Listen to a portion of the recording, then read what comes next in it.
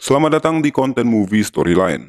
Hari ini saya mau menceritakan sebuah kisah nyata, sebuah cerita dari seorang pria bernama Brad Cohen yang diceritakan dalam film Front of the Class. Semoga cara saya bercerita bisa menghibur kalian semua dan langsung aja kita masuk ke alur ceritanya.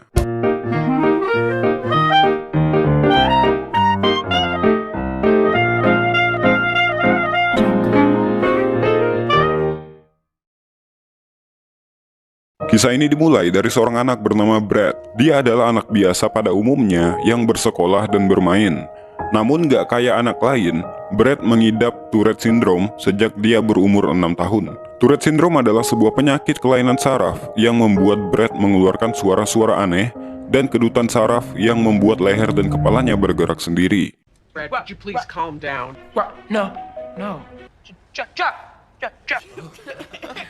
Kelainan ini tentu saja membuat dia sering menjadi bahan bulian teman-temannya, bahkan gurunya sendiri. Gak ada orang yang mengerti tentang itu, karena memang pada tahun-tahun itu, Tourette Syndrome merupakan kelainan yang langka. Brad kecil sebenarnya mencoba hidup normal. Dia nggak mau penyakitnya menghalanginya untuk bersosialisasi di sekolah. Brad bahkan tumbuh riang dan sering bermain dengan adiknya yang bernama Jeff. Ketika itu, orang tua mereka memutuskan untuk bercerai dan mereka berdua akan tinggal bersama ibu mereka. Sang ayah bisa dibilang adalah ayah yang baik. Namun sayang, dalam menghadapi Brad, dia sering emosian. Dia menganggap kelainan Brad adalah sebuah hal yang Brad buat-buat. Dia selalu menyuruh Brad untuk mengontrol dirinya sendiri untuk nggak membuat suara-suara itu.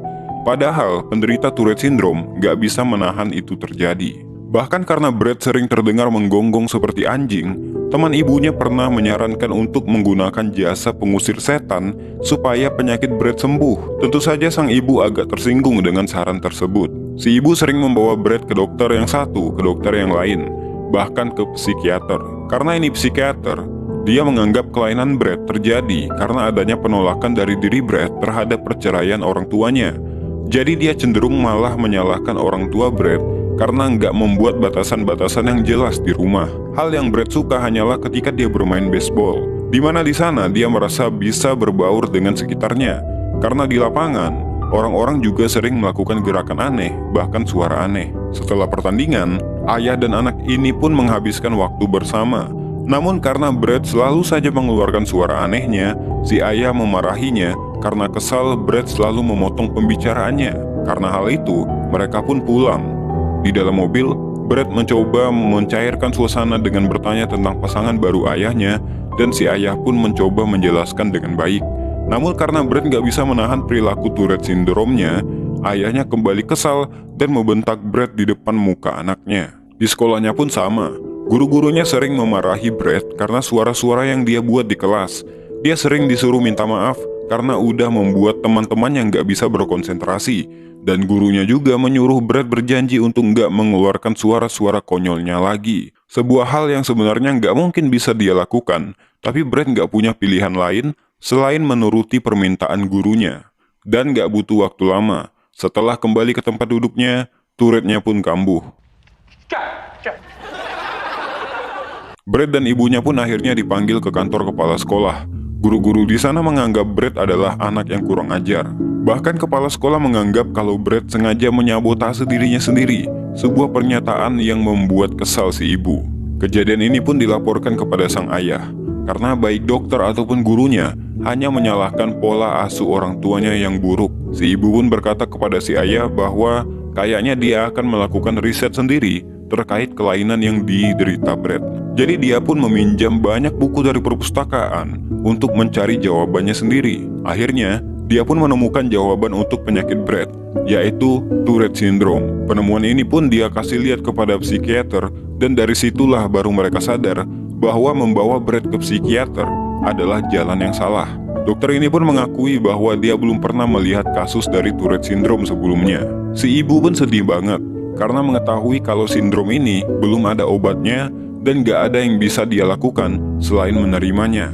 Brad pun berkata kepada si ibu bahwa dia pasti bisa melewati semua ini. Brad pun menelpon sang ayah untuk memberitahukan perihal sindrom Tourette ini. Memberitahukan kenapa selama ini Brad selalu mengeluarkan suara-suara dan gerakan yang membuat ayahnya selalu marah dan kesal. Pada malam itu akhirnya sang ayah pun percaya pada Brad. Si ibu pernah membawa Brad ke sebuah support group untuk mengenalkan Brad ke sekelompok orang yang menderita Tourette Syndrome, untuk mendengarkan pengalaman mereka, bagaimana mereka hidup di masyarakat. Tapi bukannya mendengarkan dukungan-dukungan, kelompok ini cenderung menyembunyikan diri mereka dari masyarakat. Berbeda dengan tujuan si ibu dan Brad yang ingin mencari tahu gimana caranya berbaur. Mereka pun pergi. Brad hanya nggak ingin membiarkan Tourette Syndrome mengalahkannya dalam mengejar tujuan dan cita-citanya. Brad kecil pun akhirnya lulus SD dan lanjut ke SMP. Namun nasibnya sama aja. Dia tetap menjadi bahan bulian teman-temannya. Di dalam kelas, Brad masih dimarahi gurunya ketika sindrom Tourette-nya kambuh yang menyebabkan dia disuruh ke kantor kepala sekolah. Dia pun ketemu dengan Mr. Mayer, kepala sekolah. Brad minta maaf karena selalu mengganggu belajar mengajar di kelas. Namun Mr. Mayer berkata bahwa fungsi sekolah adalah untuk mengedukasi, untuk menggunakan pengetahuan dan menghilangkan kebodohan. Kemudian Mr. Mayer menyuruh Brad untuk datang ke konser orkestra sekolah. Tentu aja Brad menolak karena kehadirannya pasti akan merusak musiknya. Tapi Mr. Mayer bersikeras untuk Brad datang ke konser itu. Benar aja, ketika orang-orang diam menikmati alunan musik, suara Brad malah bercampur dengan suara musik dan tentu saja orang-orang yang hadir di sana merasa terganggu. Setelah konser selesai, Mr. Mayer memberikan sambutan. Di atas panggung, dengan belak-belakan, dia bertanya kepada audiens yang hadir, "Apa kalian mendengarkan suara yang mengganggu di tengah-tengah konser berlangsung?" Yang ngeluarin suara itu adalah anak yang bernama Brad Cohen. Semua mata pun langsung tertuju pada Brad. Kemudian kepala sekolah memanggil Brad ke atas panggung. Seketika, keadaan di ruangan itu hening, kecuali suara aneh yang Brad keluarkan. Di atas panggung, terjadilah percakapan antara Mr. Mayer dan Brad. Dia pun bertanya pada Brad, "Apakah kau senang membuat suara itu dan mengganggu orang lain?" Brad pun menjawab, "Tidak, Pak, karena aku punya Tourette Syndrome." Kemudian Mr. Mayer bertanya, "Apa itu?" Brad pun menjelaskan, "Itu berasal dari otakku yang menyebabkan aku membuat suara-suara aneh." Mr. Mayer pun lanjut bertanya, "Tapi kalau kau mau, kau bisa mengontrolnya kan?" Brad menjawab, "Gak bisa, Pak. Ini adalah penyakit." Mr. Mayer nanya lagi, "Tapi apakah ada pengobatannya?" Brad juga menjawab, "Untuk saat ini, gak ada obatnya, Pak. Aku gak suka membuat suara-suara yang mengganggu lebih daripada kalian yang mendengarkan. Lebih parah lagi kalau aku mengalami stres dan aku benar-benar gak bisa menghentikannya. Tapi kalau aku merasa diterima, maka kumatku gak terlalu parah," kata Brad. Mr. Mayer pun bertanya lagi, "Apa yang bisa kami lakukan? Maksudku, apa yang bisa semua orang di sekolah ini lakukan untuk membantumu?" Brad pun menjawab, "Aku hanya perlu semua orang memperlakukanku seperti memperlakukan orang pada umumnya." Brad pun kemudian disuruh kembali ke tempat duduknya, dan dia mendapatkan tepukan tangan dari semua orang yang pada akhirnya mengerti tentang Tourette Syndrome yang dia derita. Mr. Mayer berhasil memberikan sebuah edukasi pada semua orang tentang penyakit Brad, dan itu sangatlah membantu Brad dalam menjalani harinya di sekolah. Singkat cerita, Brad akhirnya tumbuh dewasa, lulus kuliah, dan akan mencari pekerjaan. Pada waktu itu Brad berencana menjadi seorang guru yang mengajar di sebuah sekolah. Mendapat pengalaman buruk di sekolah lah yang membuat Brad mau menjadi guru. Dia mau mengajar anak-anak di luaran sana supaya nggak mendapatkan pengajaran yang buruk seperti yang dia alami dulu. Dia juga nggak mau membuat penyakitnya menghalangi niatnya untuk menjadi guru. Dia pun pergi ke dinas pendidikan supaya dia bisa diwawancarai oleh para kepala sekolah di wilayah Atlanta. Kepala dinas pendidikan pun sebenarnya agak prihatin dengan Tourette Syndrome yang Brad derita. Tapi Brad pun meyakinkan bahwa menurut Lembaga Disabilitas Amerika, orang seperti dia berhak punya kesempatan yang sama. Apalagi Brad punya portofolio yang bagus. Akhirnya mereka pun akan menyiapkan wawancara untuk Brad dengan para kepala sekolah. Singkat cerita, dia pun mulai mendapatkan panggilan untuk wawancara. Awalnya wawancara normal, sampai Tourette Syndrome-nya kambuh. Ekspresi sang kepala sekolah langsung berubah. Wawancara kedua pun sama. Senyum lebar ibu kepala sekolah ini pelan-pelan hilang setelah melihat Brad dengan sindrom Tourette-nya. Sambil menunggu wawancara, Brad nggak lupa dengan kehidupan asmaranya. Dia sering melakukan online dating, dan Brad nggak pernah malu jika Tourette Syndrome-nya kambuh di depan umum. Malahan dia bisa mengubah kekurangannya menjadi sesuatu yang lucu. Hubungan Brad dan ayahnya pun udah nggak setegang ketika dia masih kecil. Brad sering bertemu dengan ayahnya di Atlanta. Ayahnya memang sudah maklum dengan Tourette Syndrome yang dia derita. Tapi sayang, ayahnya masih belum bisa percaya dengan optimisme Brad untuk menjadi seorang guru. Ayahnya malah sering mengajak Brad untuk bekerja dengannya. Tentu aja Brad menolak tawaran tersebut. Karena ada Tourette atau nggak ada Tourette, Brad tetap mau jadi seorang guru. Gak semua wawancara yang Brad lakukan berjalan lancar. Pernah suatu ketika, ada kepala sekolah yang terlalu fokus sama Tourette syndrome-nya daripada portofolio Brad yang sangat bagus. Bahkan dia mau memberikan Brad pekerjaan jika Brad bisa menahan diri untuk nggak mengeluarkan suara-suara tersebut ketika mengajar. Brad pun lalu mengambil portofolionya dan berkata bahwa dia nggak akan pernah mau bekerja dengan seorang pria yang nggak peduli dengan murid-muridnya. Tentu saja pengalaman wawancara itu membuat Brad kesal.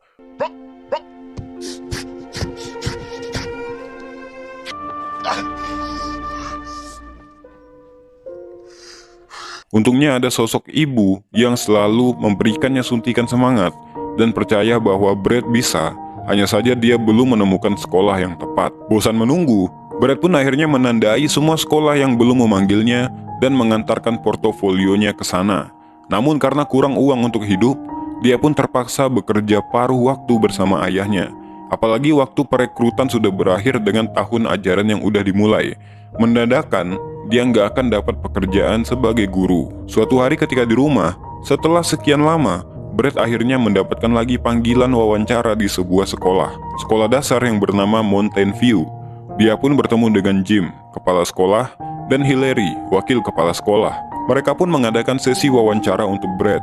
Berbeda dengan sesi wawancara sebelumnya, mereka berdua lebih fokus dengan potensi Brad dalam mengajar dibandingkan dengan Tourette syndrome-nya. Mereka lebih menggali filosofi mengajar yang Brad punya dan metode-metode yang akan Brad gunakan. Mereka pun berbicara hampir 2 jam lamanya, dan itu adalah wawancara terbaik yang pernah dia dapatkan. Namun seperti biasa dia nggak mau berharap lebih. Singkat cerita, panggilan kedua untuk Brad pun datang dan dia diminta untuk kembali ke sekolah. Dia pun diwawancarai sama staf pengajar untuk kelas 2. Terkait sindrom Tourette-nya, Brad berhasil memberikan sebuah edukasi bahwa sindrom Tourette-nya nggak akan jadi masalah ketika mengajar nanti. Setelah itu, Brad jadi orang yang menunggu panggilan telepon kembali. Sampai akhirnya, dia mendapatkan telepon dari kepala sekolah untuk datang ke sana. Dan pagi itu, Brad mendapatkan kabar gembira kalau dia diterima mengajar di sekolah itu. Hillary pun mengantarkan Brad ke ruang kelas tempat dia mengajar nanti. Beruntungnya Brad, dia mendapatkan dukungan dari para guru di sana. Sebuah lingkungan yang hangat banget. Si ibu pun terharu dan bangga atas Brad yang udah diterima kerja. Dia selalu percaya bahwa Brad pasti menemukan sekolah yang tepat. Si ibu pun mengingatkan Brad untuk jangan lupa dalam mencari jodoh. Jadi setelah menelpon ibunya, Brad pun kembali melakukan online dating dan bertemu dengan perempuan bernama Nancy. Mereka berdua ternyata punya banyak kesamaan. Namun Brad seperti biasa, gak mau terlalu berharap. Jika Nancy tertarik dengannya, maka Nancy akan menghubunginya kembali, pikirnya. Dan suatu malam, Nancy kembali menghubungi Brad lewat email, sebuah titik terang buat Brad. Sementara itu hari pertama mengajar buat Brad pun dimulai. Dia pun menyiapkan segala sesuatunya dan bersiap menyambut muridnya. Pertama kali mengajar, Brad mengenalkan anak muridnya tentang Tourette syndrome dan membiarkan mereka bertanya tentang apapun terkait hal itu. Gak disangka, karena hal itu menjadikannya lebih dekat dengan para muridnya. Perjalanan cintanya dengan Nancy pun bertumbuh manis, dan Nancy adalah seorang perempuan yang menerima Brad apa adanya, termasuk sindrom Tourette-nya. Suatu pagi di sekolah, Brad mendapati salah seorang muridnya, Amanda, mengabari kalau dia nggak bisa ikut kelasnya lagi. Dikarenakan orang tuanya khawatir konsentrasi Amanda terganggu kalau Brad yang menjadi gurunya. Sedih memang, tapi nggak ada yang bisa dia lakukan kecuali menerimanya. Di pelajaran geografi, Brad mengajar dengan fun banget, membuat anak-anak muridnya bergairah untuk belajar. Setelah jam pelajaran usai, Brad disapa oleh salah seorang muridnya yang bernama Heather. Heather berkata bahwa dia sangat menyukai topi yang Brad pakai. Brad pun membalas dengan berkata bahwa dia sangat suka menyukai rambutnya Heather. Kemudian Heather pun menjawab bahwa rambutnya dulu itu sangat panjang, tapi rontok karena obat-obatan. Jawaban yang membuat Brad terpana. Bagaimana mungkin anak sekecil ini terkena kanker? Ibunya pun berkata sebenarnya ingin menceritakan tentang Heather pada Brad, tapi karena hasil kemoterapinya belum jelas, jadi dia menunda hal itu. Ibu ini juga bilang bahwa Heather sangat menyukai kelasnya Brett. Heather selalu semangat pergi ke sekolah karena ingin belajar dengan guru favoritnya. Di lain hari menjelang hari Thanksgiving, para murid di kelas Brett sibuk mendekorasi ruangan. Di saat itu Brett melihat Amanda yang mengintip dari depan pintu kelasnya. Brett tahu Amanda sangat ingin sekali bergabung di kelasnya itu, jadi Brett pun menghampirinya. Alih-alih menjelekkan keputusan ayahnya Amanda, Brett ternyata mendukung keputusan ayah Amanda itu dan berkata bahwa di kelas yang lain pun Amanda akan punya guru yang hebat juga. Di saat yang bersamaan, Brett memergoki seorang murid bernama Thomas mencoret-coret pintu toilet. Dia adalah salah satu anak yang memang susah diatur. Namun Brett dengan sabar tetap mengajarinya disiplin dan mengajarinya membaca supaya nilainya bisa lebih baik. Beralih ke kisah asmaranya, Brett akhirnya membawa Nancy ke rumah ibunya, di mana di sana Nancy sangat disambut hangat oleh keluarga Brett. Di momen itu pun Brett memberanikan diri untuk mengutarakan perasaannya pada Nancy.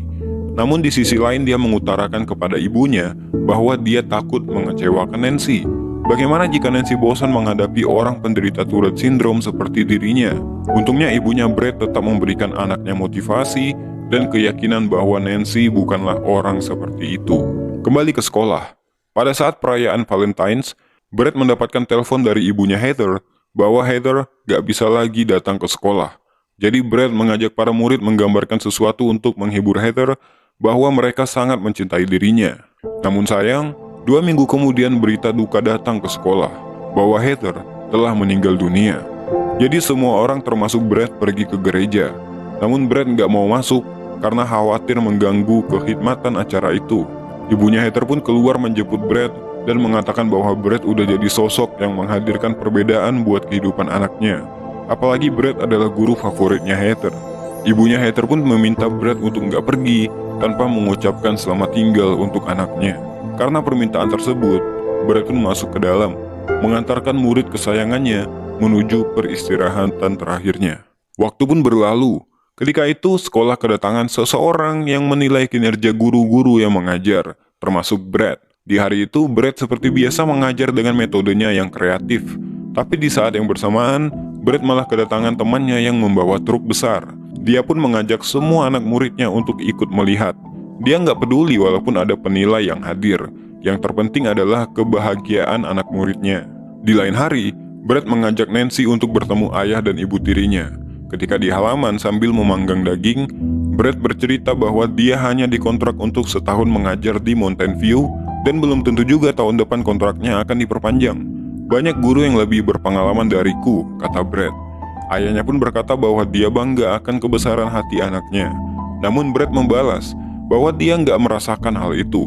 Brett berkata bahwa dirinya masih merasa bahwa ayahnya masih malu dengan diri Brett yang menderita Tourette Syndrome, bahwa ayahnya masih nggak mau menerima anaknya punya kelainan. Dengan lapang dada, ayahnya pun mengakui hal itu. Aku hanya malu ketika kita di restoran atau di tempat umum, orang-orang memandangmu. Aku terbiasa memperbaiki hal-hal yang rusak. Tapi satu yang gak bisa aku perbaiki dan itu akan melukaimu, kata sang ayah. Brett pun berkata bahwa ini gak perlu diperbaiki. Ayahnya pun akhirnya meminta maaf dan hubungan emosional antara ayah dan anak ini pun membaik. Bahkan untuk mendukung karirnya, sang ayah datang ke sekolah tempat Brett mengajar, membawa lemari-lemari kayu buatannya untuk perpustakaan. Dia juga memberikan helm proyek sebagai tambahan koleksi Brett yang biasa mengajar menggunakan bermacam-macam topi. Brett pun mengenalkan ayahnya pada murid-muridnya. Di lain waktu, para guru memanggil Brett, berkata bahwa kepala sekolah memanggilnya dan ingin bertemu di ruang kelas. Mungkin ini berhubungan dengan kontrak tahun depan, kata mereka. Sesampainya di sana, kelas udah penuh dengan para murid dan juga para guru. Hillary pun berkata, mungkin di antara kalian sadar bahwa beberapa waktu belakangan ada pengamat pendidikan berkeliaran di sekolah kita. Dan dengan bangga aku umumkan bahwa guru tercinta kita, Brett Cohen, mendapatkan penghargaan sebagai Teacher of the Year dari Sallie Mae Award. Seisi ruangan pun bersorak dan memberikan selamat. Di malam penghargaan, Brett naik ke podium, menerima penghargaan dan berpidato.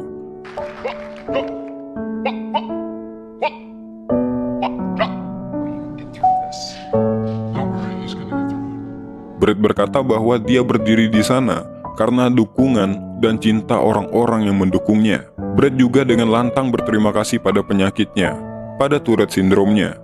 Mengatasi penyakit ini udah mengajariku pelajaran yang paling berharga, yaitu jangan pernah membiarkan apapun menghentikan kau dari mengejar mimpimu. Saat itu Brad udah menjadi inspirasi banyak orang, termasuk para muridnya. Setelah itu Brad kemudian melanjutkan gelar masternya. Dia dan Nancy menikah di tahun 2006. Brad Cohen tetap tinggal di Atlanta dan tetap melakukan hal yang dia cintai, yaitu mengajar. Jangan biarkan kekurangan menghentikanmu dari mengejar impianmu. Tetap jaga mimpimu sampai kau wujudkan. Sampai akhirnya kau menjadi orang dengan kekurangan, tapi bisa menginspirasi banyak orang. Jangan pernah minder dengan kekurangan yang kita miliki. Jadikanlah kekurangan itu sebagai sebuah kelebihan. Itu aja buat video kali ini. Kalau suka silahkan like dan di-share. To be continue. Jangan bosan jadi orang baik.